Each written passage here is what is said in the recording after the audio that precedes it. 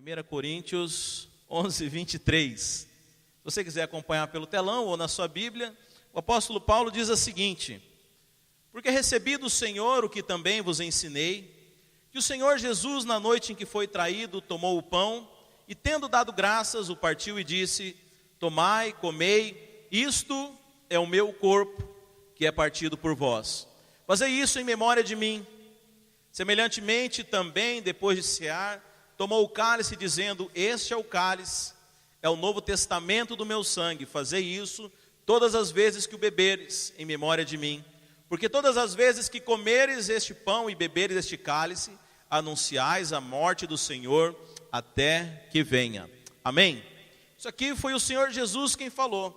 Agora o apóstolo Paulo, ele continua: porquanto qualquer que comer deste pão ou beber o cálice do Senhor indignamente, será culpado do corpo e do sangue do Senhor. Examine-se, pois, o homem a si mesmo, e assim coma deste pão e beba deste cálice. Porque o que come e bebe indignamente, come e bebe para sua própria condenação, não discernindo o corpo do Senhor. Por causa disso, há entre vós muitos fracos e doentes, e muitos que dormem. Você sabe, na Bíblia, quando fala dormem, significa morrer. Porque morrer para nós, a gente pensa que a pessoa deixou de existir, mas no mundo espiritual essa pessoa não deixou de existir. Então na Bíblia, quando se usa a terminologia, por exemplo, quando os discípulos falaram para Jesus que Lázaro estava morto, Jesus falou: Lázaro dorme. Então dormir significa morrer, porque do ponto de vista de Deus a pessoa não deixou de existir, ela simplesmente não tem mais contato conosco. Então o apóstolo Paulo fala aqui que muitos, por causa disso, há muitos fracos, doentes e muitos que dormem, muitos que já morreram. Então eu gostaria de hoje aproveitar esse texto aqui para que nós pudéssemos falar sobre 3 aspectos que a Bíblia diz a respeito da ceia do Senhor. E o primeiro deles, irmãos, é lembrar. Jesus Cristo disse: fazei isso em memória de mim. Amém? Infelizmente, irmãos, muitas vezes nós não temos lembrado de Cristo. Sabe, eu mesmo aprendi de uma forma errada o significado da ceia do Senhor. Sabe, em muitos lugares nós ouvimos ensinos e doutrinas que não correspondem ao sentido que a Bíblia quer dizer. E muitas vezes a ceia é um momento de desespero para os irmãos. Sabe, em muitos lugares a ceia é o pior dia para todos. Deveria ser o dia mais alegre, o domingo mais alegre, mas em muitas igrejas, para muitas pessoas, o dia da ceia é um dia pesado, é um dia problemático. Por quê? Porque muitos leem o final daquele versículo que nós acabamos de ler, eu vou repetir para você aqui onde Paulo fala: examine-se, pois, o homem a si mesmo, e assim coma deste pão e beba deste cálice, porque o que come e bebe indignamente, come e bebe para sua própria condenação. Então, para muitos, o dia da ceia é o dia de examinação, é o dia de introspecção, é o dia de você começar a pensar nas coisas que você fez durante aquele mês, porque nós fazemos uma vez por mês. E é o dia de você começar a lembrar as coisas que você fez naquele mês e o que você fez de errado. Por quê? Porque o apóstolo Paulo fala daqueles que comem e bebem indignamente. E aí você começa a se perguntar: será que eu sou digno ou será que eu sou indigno de comer a ceia? Sabe, esse é o pavor de muitos irmãos. Eu me lembro que há muito tempo atrás, na videira lá de Goiânia, uma irmã foi pegar o cálice, sabe, lá nós fazemos aqui dos irmãos virem servir, mas lá eles passam as bandejas, é uma igreja muito numerosa. E aconteceu que a hora que a irmã foi pegar o cálice, ela não pegou de algum jeito, meio que tinha se esticado e deixou derrubar o cálice. E aí os irmãos que estavam em volta falaram: não, o que aconteceu? Olha, o anjo tomou da mão dessa irmã esse cálice. Ela era indigna de tomar o cálice. O anjo não deixou que ela fosse achada em falta e fosse indigna. Sabe, mas esse é o pensamento de muitas pessoas. Quantas vezes eu cheguei no dia de ceia e preocupado: será que eu sou digno de tomar essa ceia?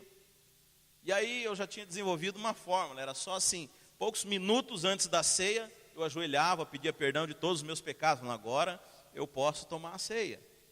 E tinha que ser quase na hora mesmo, porque se fosse vir em casa antes de vir para o culto, corria o risco de eu dar uma fechada em alguém no trânsito, dar uma briga, ficar com raiva, xingar alguém, e aí eu já era indigno de tomar a ceia. Mas sabe, irmãos, com o tempo eu fui entendendo que o apóstolo Paulo aqui não está falando da pessoa. Ele está falando da maneira como você toma a ceia. Ele fala assim, aquele que toma indignamente, não está falando daquele que é indigno de tomar, mas a maneira, indignamente para aqueles que entendem mais sobre português, advérbio de modo, a maneira como você faz isso. Você pode fazer dignamente ou você pode fazer indignamente. Mas o resultado é que nós temos transformado a ceia do Senhor num momento não para lembrar de Cristo, porque Jesus falou, fazei isso em memória de mim. Mas tem transformado isso em fazer, estamos lembrando, usando a ceia para lembrar, na verdade, de nós mesmos. Sabe, nessa manhã eu queria te exortar na palavra do Senhor, para que nós fizéssemos a ceia do Senhor da maneira correta. Sabe, não lembrando de nós, mas lembrando daquilo que Cristo fez. Pois a ceia, ela foi instituída justamente para lembrar do que Cristo fez. Você sabe, não é fácil. Não é fácil. A palavra diz que há um acusador contra nós. Se você for ler em Apocalipse, a Bíblia fala que o diabo nos acusa dia e noite. E qual que é a acusação do diabo? Que nós não somos dignos, que nós somos indignos, que nós não merecemos, que nós não merecemos a graça de Deus, nós não podemos fazer as coisas, que nós temos muitos problemas. Mas por isso Jesus falou, olha, fazei isso em memória de mim, ou seja, em memória do meu sacrifício. Ele fala, todas as vezes que vocês se reunirem, dada a importância, mas todas as vezes que vocês se reunirem, fazei isso em memória do meu sacrifício, ou seja, para você lembrar que o sangue foi derramado e você foi perdoado. Sabe, este é o sentido de nós ceiarmos. Sabe, Jesus Cristo não queria que você lembrasse, lá Jesus, cara, bacana, legal. Não, não é disso que Jesus quer que você lembre. Jesus quer que você lembre que foi feito hoje uma nova aliança no sangue de Cristo, pelo qual nós fomos feitos filhos de Deus e somos aceitos diante dele. Isso é extremamente importante na vida cristã, irmãos. A ponto de Jesus Cristo falar, olha, toda vez que vocês se reunirem, sabe, nós fazemos uma vez por mês, mas devíamos fazer todos os cultos, devíamos fazer em todas as células, porque Jesus diz, todas as vezes que vocês se reunirem, fazei isso em memória de mim. O tempo inteiro nós devemos estar lembrando uns aos outros, olha, Jesus Cristo morreu por você, você está perdoado, o sangue de Jesus te lavou, hoje você é um justo diante de Deus. Sabe, esse é o primeiro objetivo da ceia, lembrar do Senhor Jesus. Sabe, todas as vezes que nós vemos diante da ceia, estamos lembrando de nós, daquilo que nós fizemos, nós estamos tirando o lugar de Jesus. Sabe, aliás, isso tem sido o papel do diabo em enganar as igrejas de muito tempo, tirando a cruz de Cristo, tirando o sacrifício de Jesus e colocando o foco sobre as pessoas. Sabe, todas as vezes que nós pregamos a lei, todas as vezes que nós pregamos o merecimento, o mérito próprio, você está tirando a cruz de Cristo e está colocando você no lugar, você como centro. Sabe, isso tem sido o que a religião tem feito com as pessoas, tirado Cristo do centro e colocado as pessoas. Não importa o que Cristo fez, importa o que você faz, importa como que você se comportou essa semana, importa o que você tem feito, quem você é. Não, o cristianismo não é isso, cristianismo é Jesus no centro. A ceia é para lembrar de Jesus. Mas pastor, e com relação a isso, a fazer indignamente, qual que era o problema daqueles irmãos? Eu vou falar isso, na verdade, no último tópico. A maneira como eles estavam fazendo. Mas, veja, a questão de dignidade, você tem duas opções. Se você for olhar simplesmente para você, ninguém de nós é digno da ceia. Mas se você for entender da graça de Deus que veio sobre nós, todos nós somos dignos da ceia. Isso não é mais uma... Aliás, na verdade, a ceia, ela é para o pecador. O sangue de Cristo, ele é para aquele que tem pecado, para aquele que tem problema. Jesus Cristo falou para os fariseus: olha, o médico não é para os que estão sãos, mas é para os que estão doentes. Sabe, quanto mais a pessoa tivesse pecado e problema, mais ela deveria necessitar disso aqui. Sabe, mas muitas vezes, por uma doutrina errada, nós temos justamente feito o contrário. Aquele irmão que erra, aquele irmão que tem a sinceridade de confessar o seu pecado, a gente fala: não, você vai ter que ficar 1 mês sem tomar a ceia, 2 meses, 3 meses. Sabe, muito pelo contrário, esse irmão precisava mais da ceia do que nós. Todos nós precisamos ser lembrados o tempo todo do quê? Do sacrifício de Jesus Cristo, do sangue de Cristo, do sangue de Cristo. Sabe, eu sei que às vezes nós usamos essa palavra como se fosse um mantra, né? Sangue de Cristo tem poder. Sabe, mas nós precisamos entender isso. E Apocalipse fala que eles o venceram pelo testemunho e pelo sangue. Sabe, às vezes a gente acha que o que salva é você ficar falando o tempo inteiro como um mantra, né? O sangue de Cristo tem poder, o sangue de Cristo. Já viu? Tem umas irmãs que são bem caricatas, né? Não, o sangue de Cristo, o sangue... Não, não é isso. É o entendimento do que aquilo que o sangue de Cristo fez por você. Sabe, é isso que vence o diabo. Porque o papel do diabo é acusação. Você sabe, na Bíblia fala diversos momentos pelo diabo, mas há um nome que é dado para ele, que diz que ele é o acusador. A Bíblia fala que o diabo rouba, o diabo mata, o diabo destrói. Mas a característica principal, você vê lá em Apocalipse, a Bíblia fala que o diabo é o acusador. E nós vencemos a acusação pelo sangue de Jesus, quando nós lembramos do sacrifício de Jesus Cristo. Porque você sabe, a tentação do diabo, ela não vem em qualquer hora, ela vem justamente quando você tem problemas. Sabe, às vezes ela vem com circunstâncias, às vezes a tentação vem no dia mau, e aí você começa a pensar que você tem algum problema. E o diabo fala: olha, está vendo isso que está acontecendo? É sua culpa. Isso que está acontecendo é porque você mereceu, é porque você procurou esse caminho.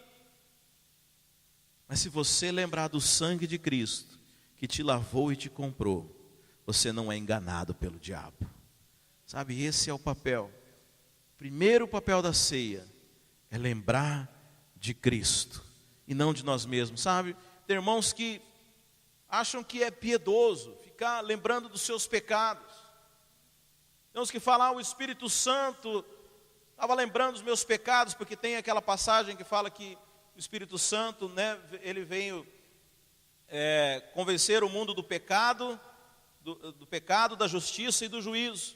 Mas se você olhar o verso seguinte, fala que o Espírito Santo veio convencer o mundo do pecado, veio convencer nós da justiça e o diabo do juízo. Sabe o que diz isso? O Espírito Santo não convence você de pecado nenhum. Aliás, quem é filho de Deus, quem é nascido de novo, não precisa de convencimento, ele sabe muito bem o que é errado. O Espírito Santo veio convencer o mundo, aqueles que estão de fora, e não é dos pecados, é do pecado. Convencer de que aquele que está lá fora é pecador. Mas a Bíblia fala, e glória a Deus por isso, que o Espírito Santo nos convence da justiça de Deus. Sabe, Deus é justo. Deus é justo. É interessante que quando nós começamos a pregar com mais ênfase sobre a graça lá no Brasil, muitas igrejas ditas evangélicas começaram a nos perseguir. Começaram a falar mal, que nós estávamos pregando doutrinas erradas e coisas erradas. E eu lembro lá na minha cidade que uma delas escreveu assim: Deus é bom, mas Deus é justiça, Deus é juízo. Tipo assim, olha, ele é gente, tudo bem, Deus é bom, mas vem o juízo, viu? Você toma cuidado, você fica com o pé atrás com Deus. E é verdade, Deus é justo. E você sabe mais que a sua salvação, a Bíblia diz, que não é baseada na graça de Deus? A sua salvação, a Bíblia diz, fala que é baseada na justiça. Mas pastor, Nós temos um problema, porque se Deus for justo, Ele vai me condenar. Ele vai me condenar, ele tem que ser na graça, não na justiça. Porque se for na justiça, eu estou frito. Deus não vai te condenar, aliás, Ele já te condenou. Já te condenou em Cristo Jesus. A Bíblia fala que o castigo que estava sobre Ele, hoje nos traz a paz. Você sabe que a salvação nossa não podia ser baseada na graça. Porque a graça é uma escolha minha. Eu posso ser gracioso com uma pessoa, mas posso não ser com outra. E talvez você pensasse, bem, Deus usou da sua graça até agora, mas nada me garante que Ele vai usar da graça daqui para frente. E é um direito de quem quer ser gracioso.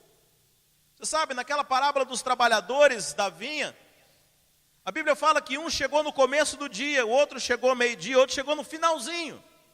E aí eles foram aparecer lá para receber, cada um recebeu uma dracma, recebeu uma moeda pelo seu trabalho.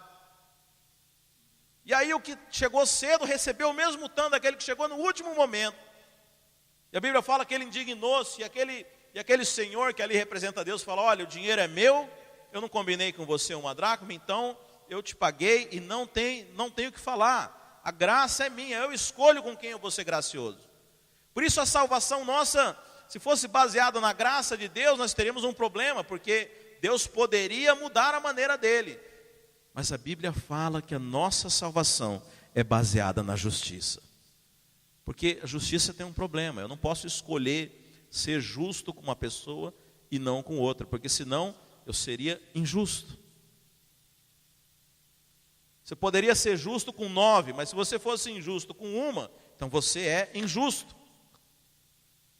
Então a nossa salvação é baseada na justiça. E porque nós fomos condenados, mas alguém pagou a nossa dívida, Deus não pode cobrar de novo de você. Sabe, essa é a nossa alegria e garantia quando nós estamos diante da ceia, nós vemos o sangue de Cristo.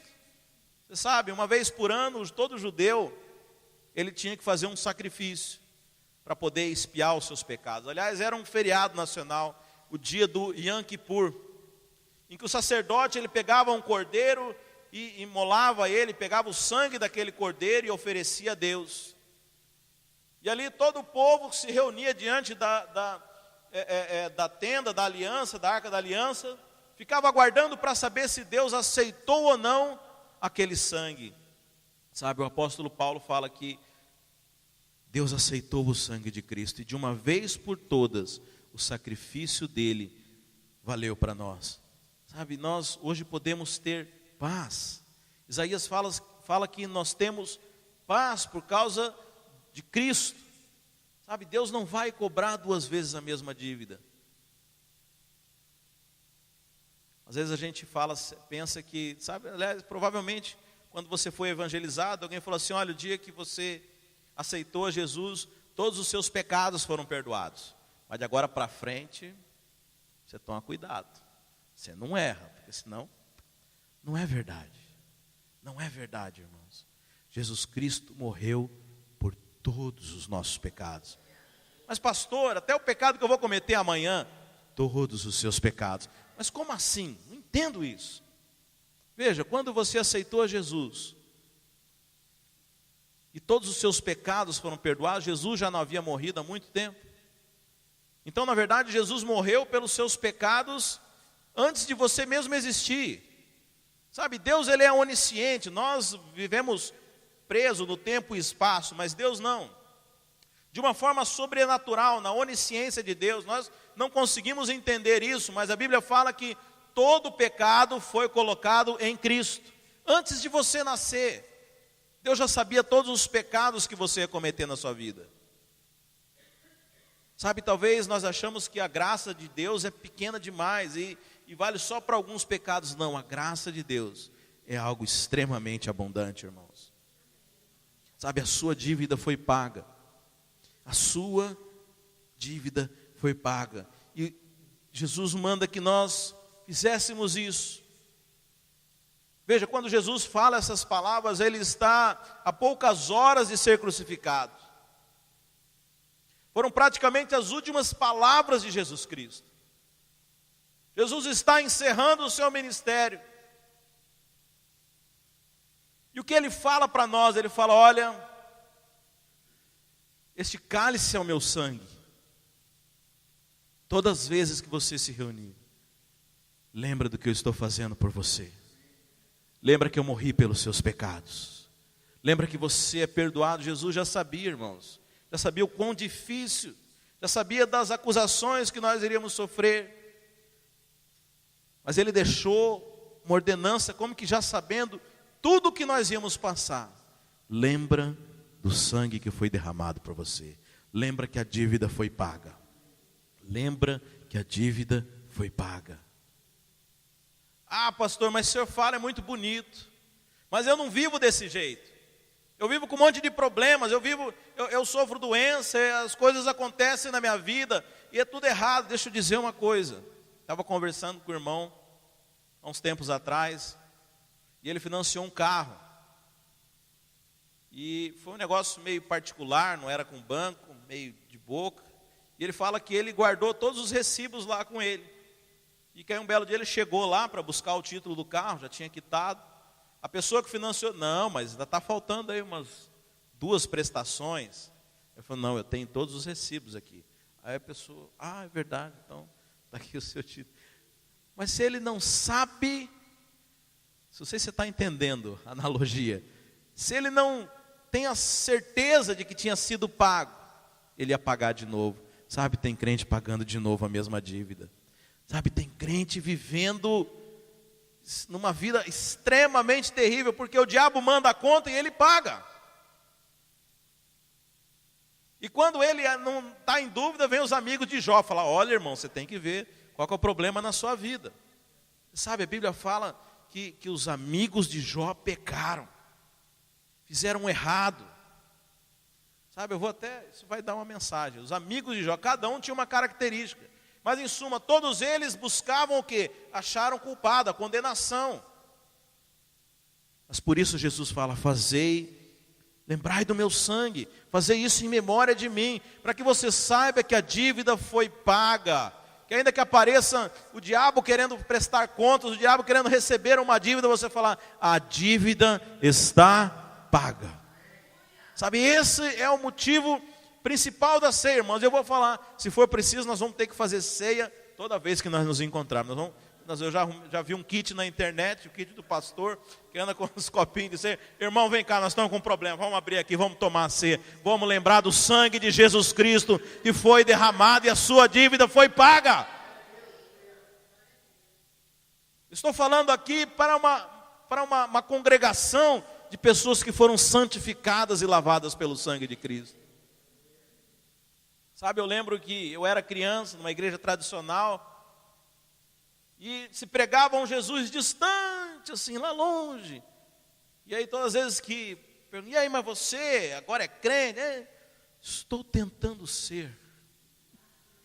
Estou buscando me aperfeiçoar e chegar. Não, deixa eu falar, o evangelho não é isso. O evangelho começa a partir de uma obra consumada. Você entrou em algo que já foi terminado, que já foi pronto. Sabe, o que nos falta é apenas tomar ciência, entender. E por isso nós nos reunimos todo domingo aqui, para que você possa aprender cada vez mais sobre as realidades do reino dos céus. Porque desde os tempos de João Batista, falar do reino dos céus é chegado aqui. Sabe, você precisa tomar posse desse reino, entender que sobre a sua vida não governa mais o reino das trevas, mas o reino dos céus. A palavra de Deus fala que nós somos transportados do reino das trevas e colocado no reino do Filho amado, no reino de Jesus Cristo. Sabe, talvez você não tenha percebido, mas espiritualmente a sua posição mudou. Nós estamos hoje inseridos no reino de Deus. Sabe, não deixe se enganar. Quando o diabo mandar essa conta, você tem que saber que ela já está paga. Sabe, quantos crentes têm vivido uma vida miserável de perseguição, porque não tomam posse dessa realidade, não entendem. Jesus Cristo disse para que nós lembrássemos do sangue. Sabe, mas muitas vezes nós queremos olhar para nós mesmos. Muitas vezes nós estamos ainda procurando merecer algo de Deus. Muitas vezes nós estamos procurando achar algo em nós para que possa agradar a Deus. E achamos que é bonito ficar lembrando dos pecados e confessando eles diante de Deus. Mas olha o que diz esse texto aqui em Hebreus 10:16. Fala assim: esta é a aliança que farei com eles. Depois daqueles dias, diz o Senhor, porei as minhas leis em seus corações e as escrevereis em suas mentes. E acrescenta: dos seus pecados e iniquidades não me lembrarei mais. Sabe, isso aqui foi escrito lá pelo profeta Isaías. Isaías ou Jeremias? Alguém me ajuda aí. Jeremias, né? Muito antes de Jesus Cristo, por isso que está no futuro. Está dizendo, esta é a aliança que farei, mas o apóstolo Paulo aqui está agora lembrando, está vendo aquilo que Deus havia falado na boca do profeta Jeremias, hoje é realidade. Nós vivemos essa realidade. A Bíblia fala que Deus ia fazer uma aliança. Agora, que aliança é essa? É a aliança que Jesus Cristo fala. Jesus Cristo falou o quê? Este é o cálice de uma nova aliança. Deus hoje está fazendo uma aliança que é baseada no meu sangue. Você sabe, a aliança antes de Jesus Cristo está lá em Deuteronômio 26. Se atentamente ouvires essa lei e se cumprir toda ela, somente então somente você será abençoado e bendito na entrada, na saída, etc. Você conhece o texto. Mas agora Jesus Cristo, 28, glória a Deus pelos irmãos que me ajudam. Mas agora Jesus Cristo está falando, não, essa aliança agora está revogada. O apóstolo Paulo diz isso lá também em Romanos, que quando uma nova aliança é feita, a anterior é revogada. Agora, qual é essa aliança nova agora que nós estamos diante dela? Porei as minhas leis em seus corações e as escreverei em suas mentes, e dos seus pecados e iniquidades não me lembrarei mais. Para de ficar lembrando Deus aquilo que Ele não quer lembrar. Deus não quer lembrar mais dos seus pecados. Você sabe, Deus criou o homem, Deus criou a humanidade, porque um dia na eternidade Ele resolveu ter uma família para si. E Deus criou o homem sem pecado, criou Adão e Eva, a fim de que eles povoassem a terra, e esse seria o povo de Deus. Mas nós sabemos que na história, o homem foi enganado, o homem caiu em pecado, e a partir daquele momento, um Deus que é santo, puro, não podia mais se relacionar com o homem. E aí você passa a história inteira do Velho Testamento, vendo Deus preparando a restauração desse convívio. Quando o homem peca, naquele mesmo momento, o próprio Deus profetiza, olha, vai vir da semente da mulher aquele que vai pisar na cabeça do diabo. Da semente da mulher, essa que você enganou, vai vir aquele que vai destruir isso que você fez, e a minha aliança será restaurada. Mas você sabe, havia um tempo de preparação disso. E todo o Velho Testamento, você precisa entender isso, aponta para Jesus Cristo. Todo o Velho Testamento aponta para o ápice. Eu falei do Yom Kippur aqui, o dia que o sacerdote pegava o cordeiro, imolava e aspergia o sangue. Aquilo falava de Jesus Cristo.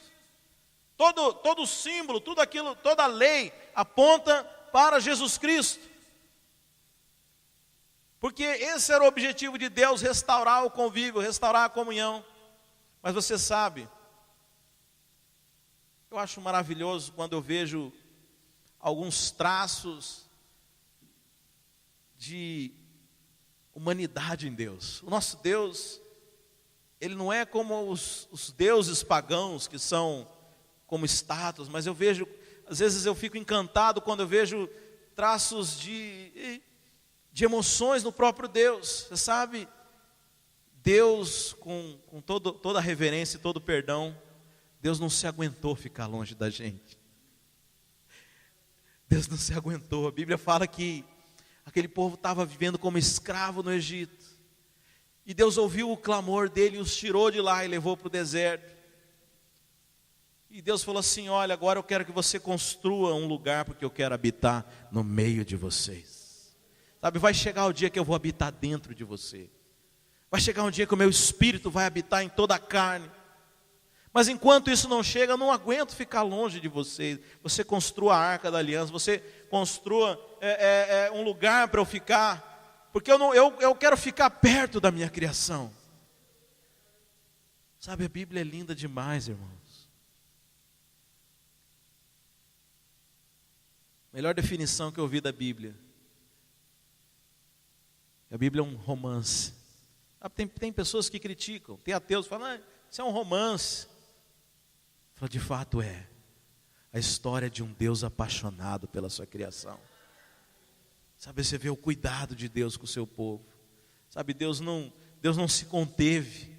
Ele não podia esperar até Jesus Cristo vir. Desde aquele momento que o povo foi liberto lá do Egito, Ele quis habitar no meio do povo.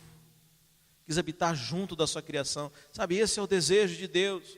Mas como fazer com um Deus que é santo, um Deus que é puro, e nós com tantos defeitos?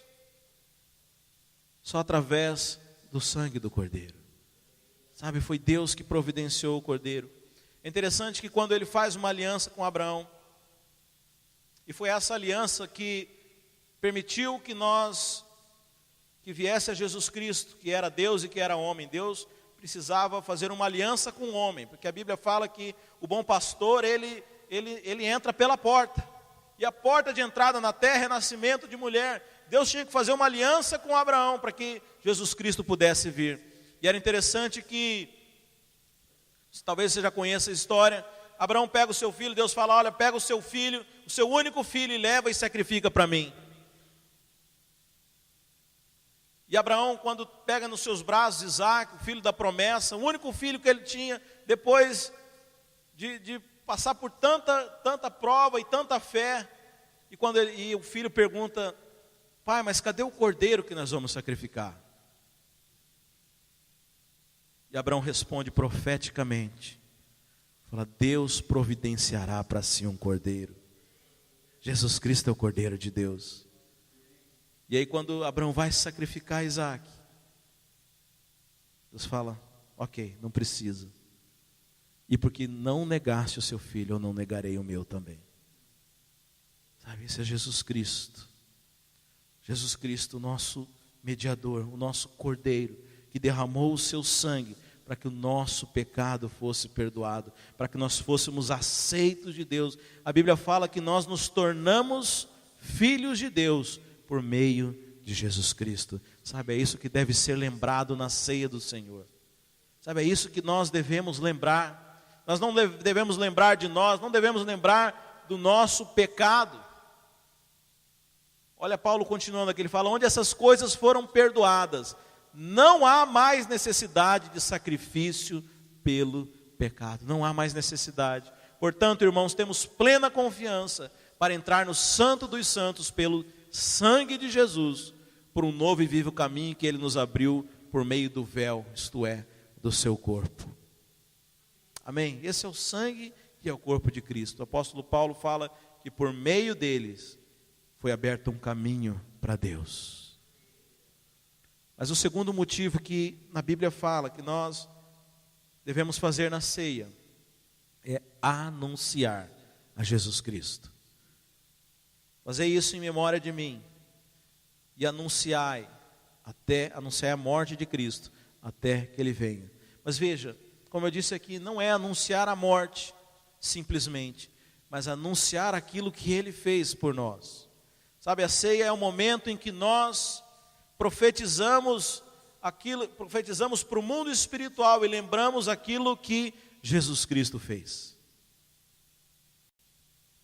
Sabe, agora tem uma moda, no Brasil principalmente, de igrejas que aderiram ao judaísmo. Igrejas cristãs que acham bonito aqueles rituais e começam a buscar coisas que são elementos da velha aliança, que é o judaísmo. E é interessante que um desses elementos, e um dos elementos mais importantes para eles, é o shofar. Você sabe o que é o shofar? Chofar é o chifre de carneiro. Ele é como, para alguns aqui, lá do meu estado, Mato Grosso, é o berrante. Sabe, onde os homens de Deus, eles tocavam o chofar e anunciavam a batalha. Tocavam o chofar e anunciavam a guerra. E muitas vezes Deus entregou os inimigos no toque do chofar. Você vai ver, por exemplo, a história de Josué, quando vai tomar Jericó. Fala que no toque do chofar foi o momento em que as muralhas caem. Baseado em muitos textos bíblicos, eles entendem que o chofar é um instrumento para a batalha. Agora, se você for olhar na realidade do Novo Testamento, isso que eu queria chamar a tua atenção, lá em 1 Coríntios 14 diz assim: e agora, irmãos, se eu for ter convosco falando em línguas, que vos aproveitará, se não vos falasse por outro meio da revelação, ou da ciência, ou da profecia, ou da doutrina? O apóstolo Paulo está dizendo aqui sobre a pregação do Evangelho. Da mesma sorte, se as coisas inanimadas que fazem som, seja flauta, cítara, não formarem sons distintos, como se conhecerá o que se toca com a flauta ou com a cítara? Porque se a trombeta der sonido incerto, quem se preparará para a batalha? O apóstolo Paulo está falando que a pregação do Evangelho, ela é como a trombeta anunciando. Então o assunto aqui, eu sei que não é esse o assunto principal. O apóstolo Paulo está falando o seguinte: eu não posso vir aqui pregar para vocês e ficar falando em línguas, porque eu sou uma trombeta e eu não posso dar um som incerto, vocês não vão entender o que é. Mas o apóstolo Paulo está dizendo que a pregação do Evangelho é uma trombeta. A pregação do Evangelho é como você tocar o chofar. Então, quando nós falamos que a ceia, ela vem anunciar, na verdade, quando nós estamos anunciando o Evangelho, anunciando a palavra de Deus, nós estamos tocando o chofar no mundo espiritual. Veja, não é algo natural, não é algo físico, mas é algo espiritual. Todas as vezes que nós proclamamos essa mensagem, nós estamos tocando um chofar espiritual. Nós estamos pegando o chifre do carneiro e anunciando a Cristo. Mas qual que é o resultado disso no mundo? No mundo natural e no mundo espiritual. Todas as vezes que o chofar era tocado, o povo se preparava para a batalha. E Deus abençoava e eles venciam a guerra. Sabe, muitas batalhas que você está vivendo na sua vida, você precisa tocar o chofar. Você precisa anunciar o Evangelho. Você precisa abrir a sua boca para confessar a palavra de Deus. Muitas vezes nós perdemos as batalhas porque ficamos calados. Muitas vezes nós deixamos o diabo fazer coisas conosco porque nós ficamos quietos. Sabe, Jesus Cristo está mandando você tocar esse chofar. Jesus Cristo está mandando você anunciar a vitória, anunciar, preparar-se para a batalha e tocar o chofar, tocar a trombeta, anunciando a mensagem do Evangelho. Essa que vai garantir a sua vitória. Sabe, o propósito da ceia é anunciar a Cristo. Sabe, nós precisamos voltar à essência do valor desses elementos. Como eu falei, muitas vezes nós temos trocado o valor disso, achando que a ceia é o momento de olharmos para nós mesmos. Mas a ceia, como aliás todo o Evangelho, é Cristo. O Evangelho é falar de Cristo, daquilo que Cristo fez, daquilo que Cristo é, daquilo que Cristo representa. Quando você anuncia isso, você está vencendo a batalha, você está tocando o chofar. Sabe, não é um chofar físico. Sabe, não adianta você mandar trazer de Israel lá o chofar e ficar assoprando ele. Não é isso que a Bíblia fala. Você sabe, as coisas no Velho Testamento tinham todos um sentido profético para uma realidade que nós temos hoje. Sabe, e hoje nós tocamos o chofar quando anunciamos o Evangelho. Quando nós falamos de Cristo. Muitas vezes nós confessamos, na verdade, justamente o oposto. Muitas vezes quando nós caímos na mentira do diabo, e nesses ensinos errados, nós aprendemos a confessar o nosso pecado. E tem pessoas que começam a ficar tão acusadas, elas acham que quanto mais elas se acusarem, mais elas vão ter piedade e misericórdia de Deus. E ficam confessando a condição de pecadoras, e ficam confessando o que elas fizeram de errado, e ficam, sabe, o evangelho deixa de ser Cristo, mas passa a ser elas. E apenas o que ela fez, Deus quer que você lembre daquilo que Cristo fez. Interessante que eu entendi muito bem isso.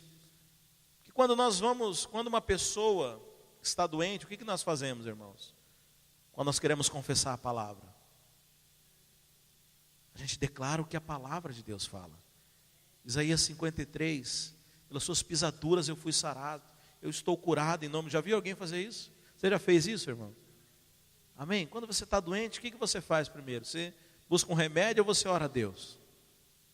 Cuidado com o que você faz primeiro. Estou falando que é errado tomar remédio. A Bíblia fala que toda boa dádiva vem do céu.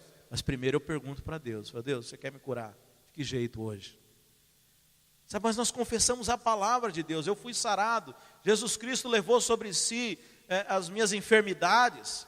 Sabe, eu não fico confessando: não, eu estou doente, eu estou doente, eu estou doente. Eu estou doente.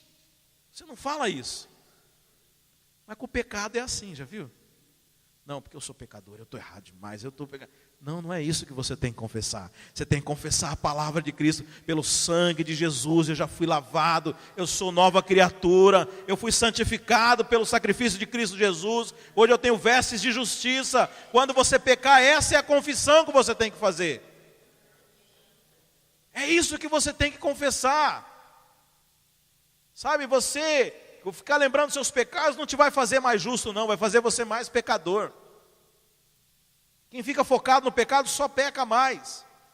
Você tem que estar focado no sangue de Cristo. Sabe, a trombeta correta, aqui fala que existe um som correto que você precisa dar. Porque se a trombeta der sonido incerto, quem se preparará para a batalha? Muitas vezes as pessoas têm tocado a nota errada dessa trombeta. Tem falado dos seus pecados, sabe, não é isso que Deus quer ouvir. Deus quer ouvir que você foi justificado, que você é um justo. Sabe, essa é a palavra que nós temos que confessar. Você imagina se você tivesse um filho. Imagine o seu filho, se você tem filho. E você ouvisse da boca dele: não, eu não mereço, você não é meu pai, eu preciso fazer coisa, você não vai me aceitar como filho, porque eu não tenho condições, não, eu não posso receber. Imagina que relação, que coisa mais triste para um pai ouvir.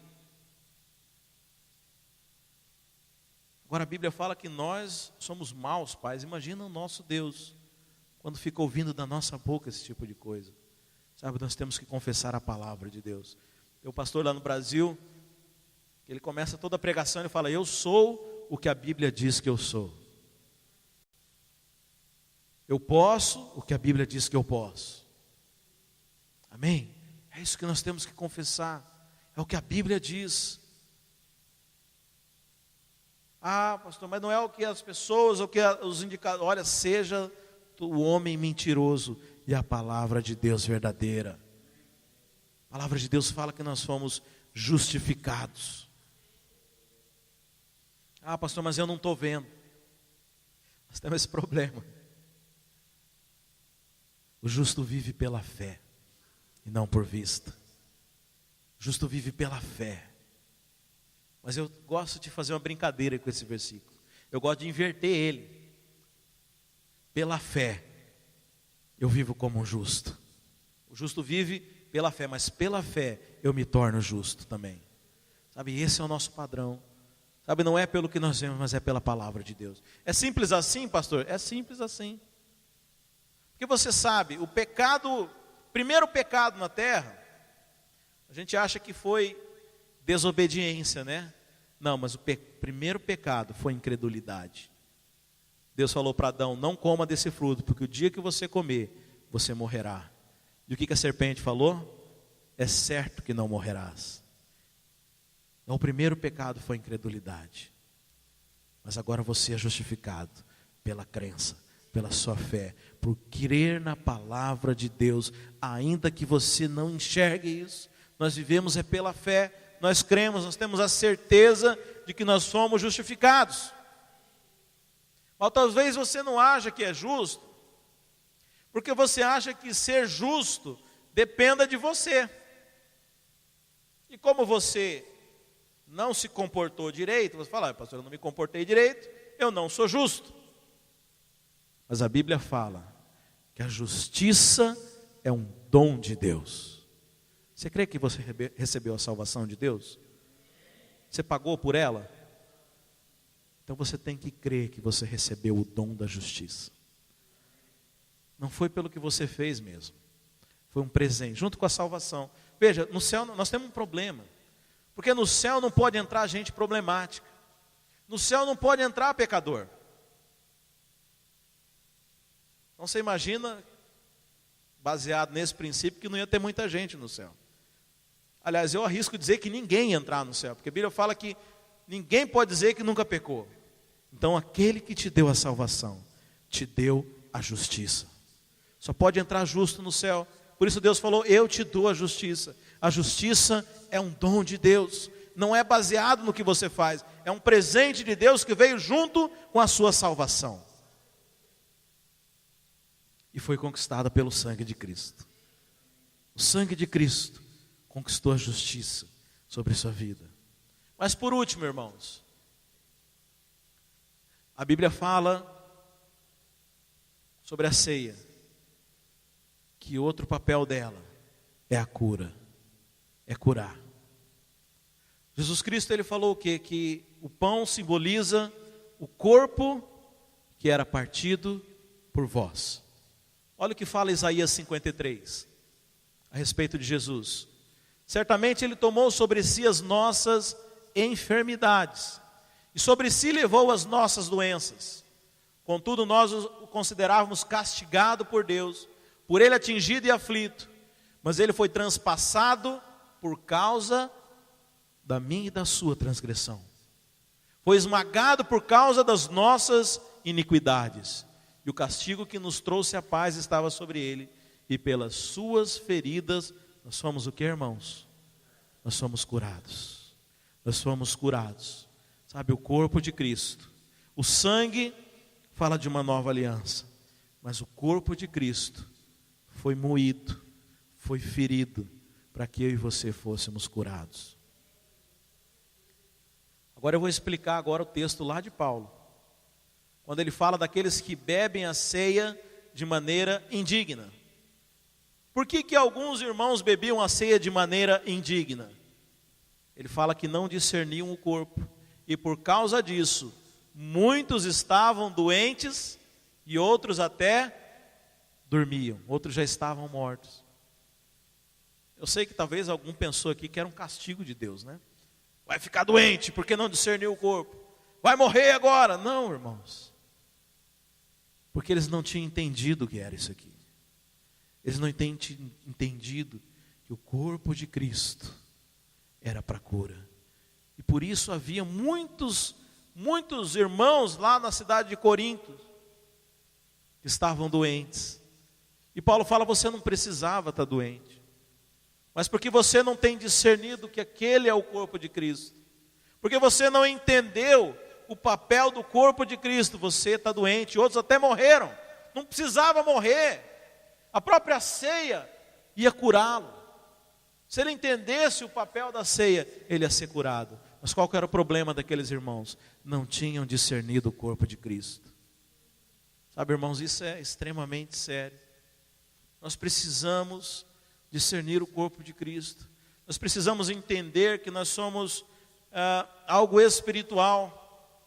Sabe, se você começar a olhar a igreja apenas de forma natural, você vai ter só religião.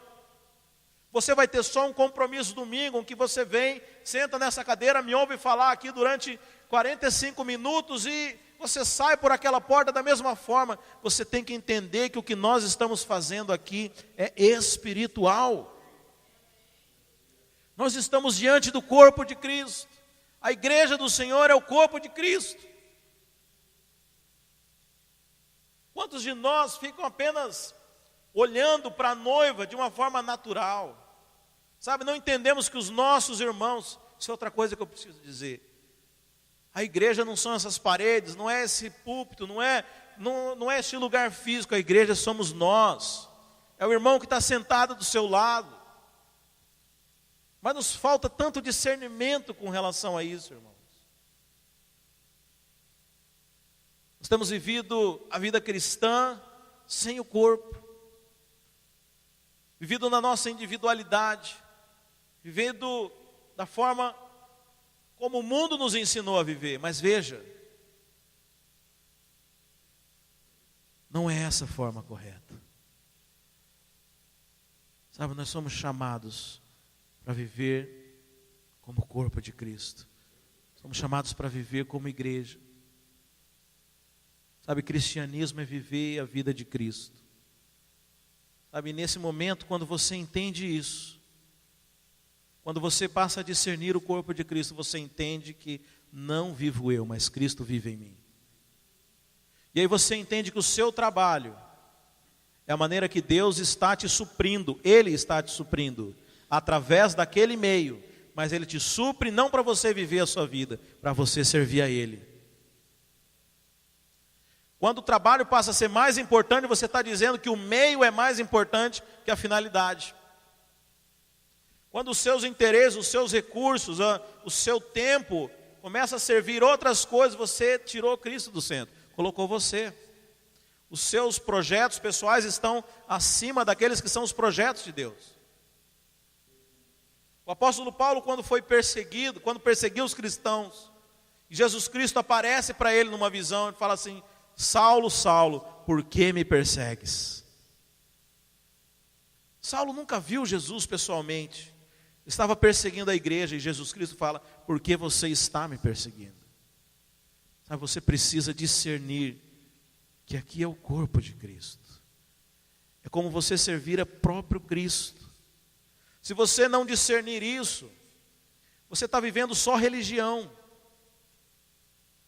Você veio aqui, você cantou, você ouviu a palavra, mas só ficou no plano natural. Você não discerniu Cristo agindo, o poder de Cristo, que é o poder transformador, que muda as nossas vidas, que muda a sua história, muda a sua essência. Não, se você não discernir isso, é só natural, irmãos. Se você não entender que o teu projeto de vida é Cristo, é a igreja, você está vivendo apenas religião. Ah, pastor, você está falando isso porque você é pastor. Não. Muito antes de receber esse título, eu já era assim. E por ser assim, me colocaram nessa posição. Mas se eu não tivesse o título, eu estaria fazendo exatamente a mesma coisa. Porque não é o título que faz algo, o título é algo que foi dado pelos homens. Mas eu fui chamado para ser homem de Deus. Você foi chamado para ser homem e mulher de Deus. Sabe, não olhe para a igreja como algo natural. Nós temos que discernir o corpo, irmãos.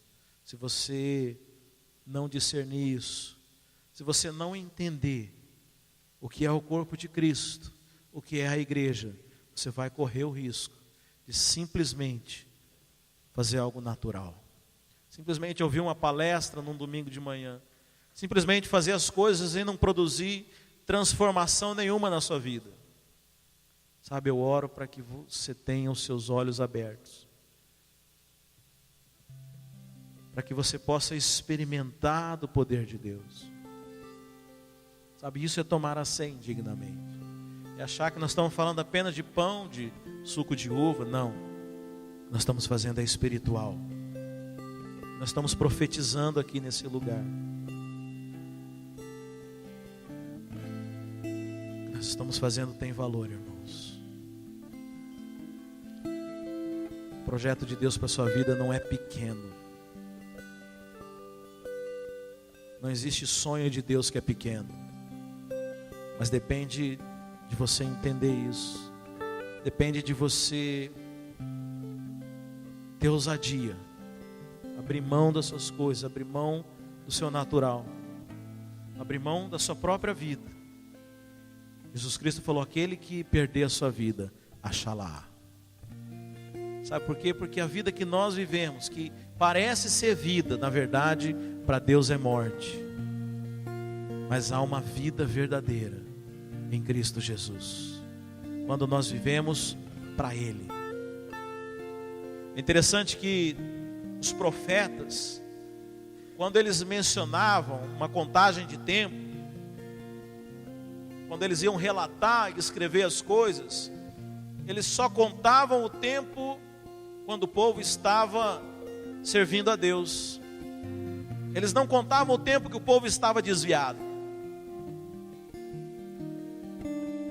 Eles não contavam o tempo em que o povo estava na desobediência. Eu entendo, isso é maravilhoso, porque Deus, Ele não se lembra dos dias em que você está mal, os dias que você está afastado. Mas por outro lado também, fala que essa vida que você vive fora do centro da vontade de Deus, ela não tem sentido, ela não tem valor diante de Deus. E muitas vezes nós fazemos dessa vida que não é vida, mas é simplesmente um simulacro, é uma simulação, uma matrix que inventaram aqui nesse plano natural, e nos inebriamos com ela, achamos que isso é a vida, e às vezes nos perdemos dentro dela, e esquecemos das coisas que realmente são vida, da realidade verdadeira que é a realidade espiritual. Eu fico pensando que vai chegar o dia em que todas as coisas vão se revelar diante de Deus. Os nossos olhos vão se abrir. Você vai descobrir o verdadeiro mundo. E eu espero que você não olhe para trás e se arrependa do que você fez. O tempo que você investiu em riquezas que a traça vai comer, que o fogo vai consumir. Um carro novo que dali a 5 anos já é um modelo ultrapassado. Num sofá bonito, num vestido, em algo que logo vai passar. Mas que de fato você invista a sua vida nas coisas que são eternas. Sabe, isso é discernir o corpo. É entender o que nós estamos fazendo. Não é algo natural. Sabe, nós não somos simplesmente uma igreja, um grupo de crentes, uma pessoa, uma comunidade. Não, o que nós estamos fazendo aqui tem relevância espiritual. Você sabe, lá no Velho Testamento, Deus disse a Abraão que ia destruir Sodoma e Gomorra. Você conhece a história. E Abraão falou: olha, se tiver 50 justos lá, você não destrói? Não, não destruo. Abraão pensou um pouco, falou: não. Se tiver 20, tudo bem, se tiver 20 eu não destruo. Ele viu que ia destruir, falou: não, então se tiver 10. Sabe, muitas vezes Deus deixa de fazer coisas por causa de um punhado de justos. Por causa de um punhado de justos, Deus vai mudar a história dessa nação, dessa cidade. Sabe, não ponha limites para o que Deus vai fazer. Não ponha limites. Mas Ele vai fazer o dia que nós discernirmos o corpo, entendermos que o que nós estamos fazendo aqui é espiritual, tem relevância, faz a diferença. Amém, irmão?